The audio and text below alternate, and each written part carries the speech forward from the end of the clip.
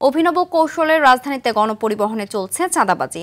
আগে সড়ক থেকে তোলা হলেও এখন হয় বাস ডিপো ও কাউন্টারগুলো থেকে।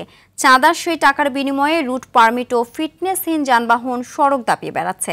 ঢাকায় মাত্র ৩,৪৪৫টি বাসকে রুট পারমিট ও ফিটনেস সনদ দিয়ে থাকলেও সড়কে চলছে ১০,০০০-এরও বেশি। বিশেষজ্ঞরা বলছেন, পরিবহন সেক্টরের ঐক্যবদ্ধ চাঁদাবাজির জন্যই সড়কে নৈরাজ্য। মোহাম্মদ সায়েমের ধারাবাহিকের আজ দেখুন প্রথম পর্ব।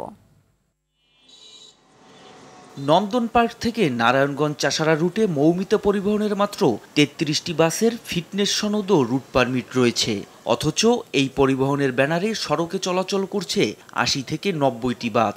আর এই বাসগুলো চলছে চাঁদার বিনিময়ে। দৈনিক আমাদের ৭০০, ৭৫০, ৮০০ টাকা এরকম খরচ আছে। কোম্পানির পরিবার যেহেতু চলতে হইলে এটা দিতে হবে রাস্তায়। দোহার মদনপুর রুটে আসমানি পরিবহনের একই অবস্থা। ৫০টি বাসের অনুমতি নিয়ে চলছে ৬৯টি। এমন কৌশলে অবৈধভাবে যানবাহন চালাচ্ছেন বেশিরভাগ পরিবহনই। এসবের বিরুদ্ধে ব্যবস্থা নেওয়া ঠেকাতে মোটা অঙ্কের টাকা ব্যয় করে বাস মালিকরা, যা তোলা হয় সব বাস থেকেই। মদনপুরে ৬৫০ টাকা চাঁদা নিচ্ছে, কাশপুরে ৬০ টাকা নিচ্ছে, স্টাফ কোয়ার্টার ১০০ টাকা নিচ্ছে, রামপুরা ৪০ টাকা নিচ্ছে, আবদুল্লাপুর ৪০ টাকা নিচ্ছে, দৌড় মাঠ আছে সেখানে ২০০ টাকা নিচ্ছে। এসব বাসের বিরুদ্ধে নিয়মিত মামলা হচ্ছে বলে জানান ডিএমপির ট্রাফিক বিভাগ। তো চাইলেই আমরা সমস্ত বাস, বড় বড় লরি, আপনার কাভার্ড ভ্যান, এগুলোকে কিন্তু আমরা নিয়ে যে রাখবো, সেই পর্যাপ্ত পরিমাণ জায়গার সংকুলন না হওয়ার কারণে আমরা এদেরকে মামলা এবং জরিমানাটা বেশি করি। তবে বিআরটিএ চেয়ারম্যান জানান, এসব অনিয়মের বিরুদ্ধে ব্যবস্থা নিচ্ছেন তারা।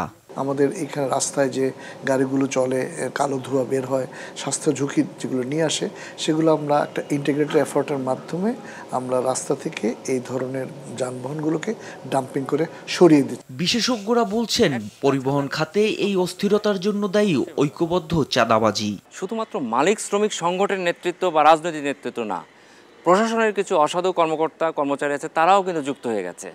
তো সবার জন্য এটা একটা উইন উইন সিচুয়েশন হয়ে গেছে এবং কেউ চায় না আসলে এই আমাদের গণপরিবহনটা একটা শৃঙ্খলা আসুক। এটা কেউ চাচ্ছে না। যতদিন এই বিশৃঙ্খলা জিয়ে রাখা যাবে, ততদিন এখান থেকে হাজার কোটি টাকার আসলে চাঁদাবাজি করা সম্ভব। গণপরিবহনকে চাঁদাবাজির ক্ষেত্র থেকে বের করে সেবা খাতে পরিণত করতে বাস রুট ফ্র্যাঞ্চাইজি পদ্ধতি নেয়ার বিকল্প নেই বলে জানান অধ্যাপক ডক্টর হাদিউজ্জামান।